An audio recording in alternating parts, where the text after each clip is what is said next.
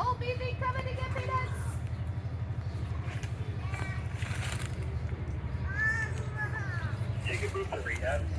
Come on, Brandy girl.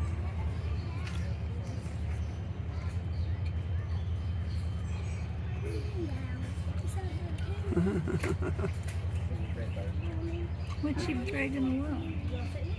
It's a blanket. Oh, is that her blankie? Yeah.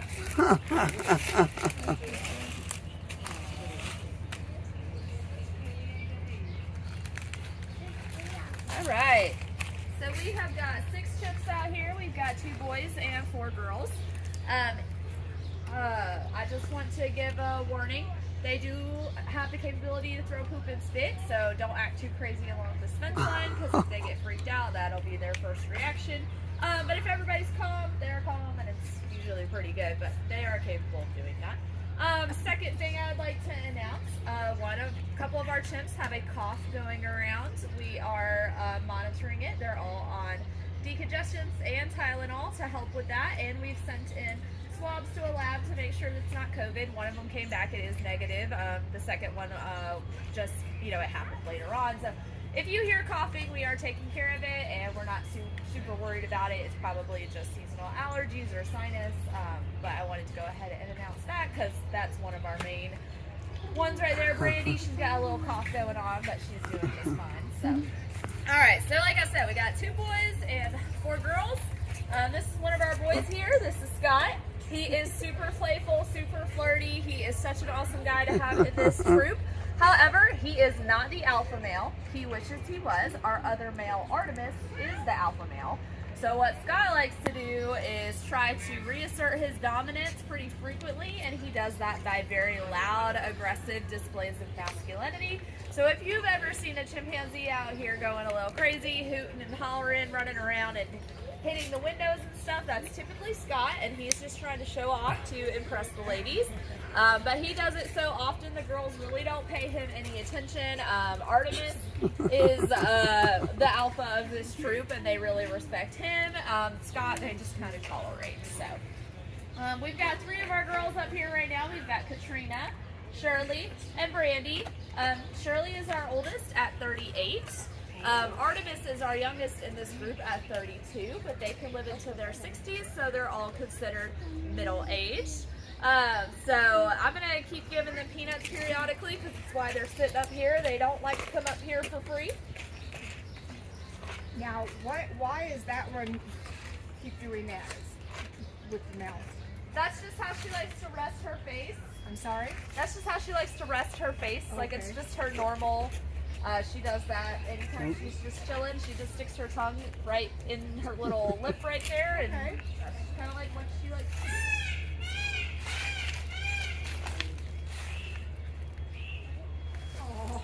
So these guys are very smart. They're about as intelligent as a 14-year-old, so they understand a lot of complex situations. They run their lives through a strict hierarchy. Like I said, there's an alpha male, and then the females have a hierarchy as well. Shirley's pretty high up in that hierarchy. You can tell because she's got a nice belly going on. Because she loves to eat. That is her #1 character trait, and she will literally steal food out of the mouths of others in this group, and they just let her. She's our most gluttonous. She is the first to come up to keep her chats and the last to leave because she wants every little treat she can get. These guys are a lot like us. They have a 98.9% DNA match to us. So a lot of their internal systems are exactly like ours, as I mentioned before. They can take human medications for sicknesses. They can get sick with everything that we can get sick with. They can get me sick, I can get them sick. So we typically wear masks and gloves all the time just to make sure we're biosecure. But what's really cool is, like, if they are sick or if they're in pain or something's going on, we could treat them like we treat a human. So Artemis has allergies, so he gets Zyrtec twice a day. Shirley eats too much, she gets a laxative. Katrina has heartburn, so she gets Prilosec. All the girls are on birth control because we are not a breeding facility. If they have a cut or a wound, we can give them antibiotics, and so all of them were She's COVID chewing it with her vaccinated. mouth. So all of that is just stuff from the doctor or food city pharmacy that we pick up and bring back here and give to them. So that's really cool. He is spitting to ask for more peanuts. I hear you, buddy. Oh my God. I'm not sitting here for free.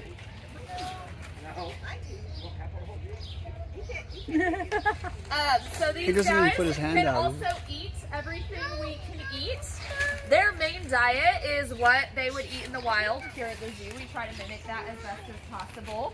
But for fun and for training and enrichment, we use more human-based foods. So their main diet does consist of protein. They are opportunistic meat eaters, which means that if they're hungry and they come across something that they can get a hold of, they will go after it. That does include little monkeys, so we cannot ever put them with other primates because they will eat them. Wow. But that's not their favorite. Their favorite is fresh produce. They love looking for fruits and vegetables in the wild. And then for filler foods throughout the day, they will browse trees. So we give them protein in the form of primate biscuits. We give them a lot of fruit and vegetables. And then we also give them a ton of greens, celery, lettuce, kale. And then as the summer and spring start coming, we have banana leaves growing over there. We've got a lot of bamboo popping back up. We also have willow and honeysuckle in the zoo that we will cut down and give to them throughout the season. And then as I mentioned before, they'll get like human type foods for extra stuff. And so we do anything that is sugar-free and like low in fat and cholesterol just to make sure it's healthy. And we'll usually incorporate those foods in a puzzle feeder or an activity so that it is mentally stimulating for them. So these guys are pretty dangerous, and what makes them really dangerous is that they're highly emotional animals. So I love to compare them to a toddler because that's exactly what they're like. They can get very angry very quickly, and you don't really always understand why they're getting angry. It's just their instinct, and when they get like that, they do not think, oh, you're my friend, I'm not going to hurt you. They think, I'm mad and I'm going to hurt everything in sight. And so that's what makes them really dangerous. This guy that just walked up over here by the water hose is Artemis. That is our alpha male. Yes, Katrina, hi.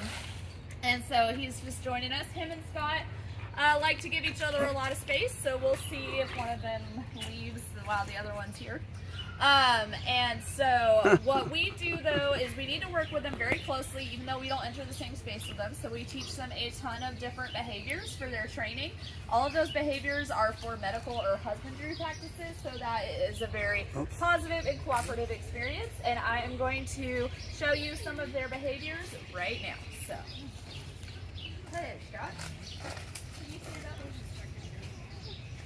Oh, cool. Yeah. Shady.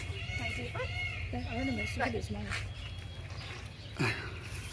Hi, Artemis. Can I see your chest? Touch. Good job. Katrina, come here, please. Come here. Come here, quick, quick.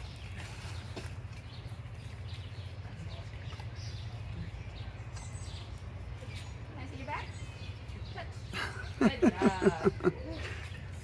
I also like to show there are a lot of unofficial behaviors that Katrina and Scott have picked up just through hanging out with humans. So there are two most social in this group.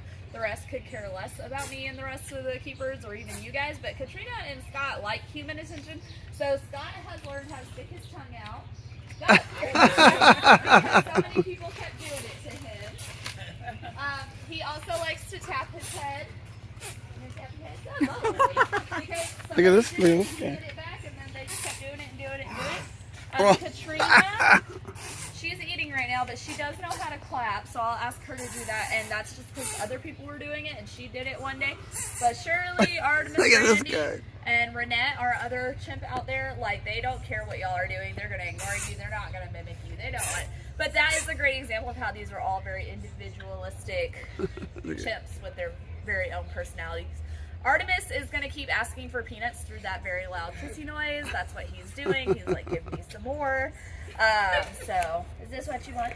And he'll go, yeah. That's what I want. Katrina, can you clap?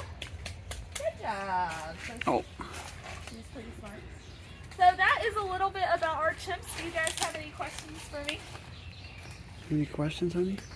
Does everybody get along, or is there a hierarchy? There is a hierarchy. Some of them like to push the boundaries of that hierarchy, which will lead to a fight. Shirley and Renette are our 2 top females, but it's a patriarchy, so the boys are always in charge. Artemis, who's getting water over there, is the alpha male, and Scott here is the beta male. And Scott and Artie get along pretty well. Scott loves to display his masculinity, which is typical for a male chimp, but alpha males don't let betas go as far as Scott goes. Artemis is very patient with Scott and very rarely puts him in his place. He lets Scott get away with a lot of aggressive behavior, but he does have a line, and if he crosses that line, Artemis will be like, I'm done, and I'll just beat up on him for a few minutes, put him back in his place, and usually the girls join in on that because they back up Artemis. Oh, wow. So yeah, Scott gets himself into a lot of trouble every now and then, but if it's gotten to that point, I'm like, dude, you deserve it, because it's annoying. I don't know if you've ever seen, I don't know if any of you have witnessed what I'm referencing to, but it is loud and annoying, and it goes on and on and on. He nodded his head like, yep. And then the girls, they're pretty set in the hierarchy. They don't ever really challenge each other. Renette and Shirley are very large, and Katrina and Brandy are very small. And so if Katrina or Brandy tried to work their way up the hierarchy, it wouldn't work. They can't fight these massive chimps. Like, Katrina only weighs like 100 pounds, and Shirley's like 160. So, like, she just would not do well in a fight. So they don't really push each other that far. They might get into some screaming matches every now and then, but it's not really super intense. Any other questions? So How long this, have you worked with them? I've been here 4 years now. Yeah. They know me, yeah, but I like to tell people, like, they're not, like, loyal to me. Chimpanzees don't have a lot of loyalty even to each other. They change troops multiple times in their lives. They change mates.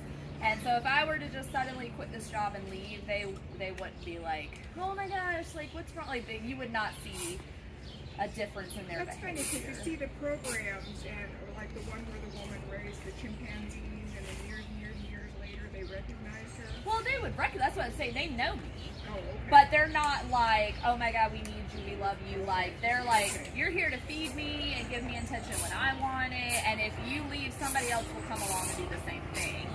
So that's what I mean. If I came back He after wants a while, more like, peanuts. so these guys were lab chimps before they came here, and we've had the They were recent lab visit chimps, huh? them, and they get so excited to see them. So like, they remember them, but they're not like, oh, boo-hoo, you're not with me, you know, like, yeah. so there's a program for females who are on birth control. Is that how they do it? Yeah, all the girls were on birth control. We didn't do it, but Scott was vasectomized by the lab. Artie's fully intact, but he has never seen it done, and so he doesn't know what he's doing. So we highly doubt if they're taken off birth control, if he would even know what to do. But that's more of a space issue. We don't have enough space for a baby. When we took the troop from the lab, we took as many as we could, and so this is kind of like where we're at. Yeah. Cool. Yeah. Interesting. Yep. How long do they live? They can live into their 60s, and they're all in their 30s now, so they're considered Oh, wow. middle-aged. Those two are leaving. Yeah. How do you get into a job like this? Scott's hungry again. So you have to have a 4-year science degree. That was a good question. Even psychology would work because you can learn about behavior of animals and stuff through that. But some type of 4-year degree. It used to be you have to intern for free for 2 years, but they're doing more and more paid internships at zoos now, which is great. But you still have to intern for a year or two before Work you at a can zoo. get a part-time job or a seasonal You would job. love that. And then after you get like a lower ranking job, they'll start working you up and up. And you typically have to bounce from zoo to zoo. To do that though, you very rarely will find opportunity in the zoo, because if you're at a good zoo, those people have been there to take that spot already. So you'll like have to leave, go get experience somewhere else, go someplace else that you're more interested in, maybe hopefully go back to the original zoo you were at. So it's a long, drawn out process. and it's very competitive because a lot of people like love animals. But if you stick to it and you build up your resume and all that, like as soon as you can, like get a job. That's it. Yeah.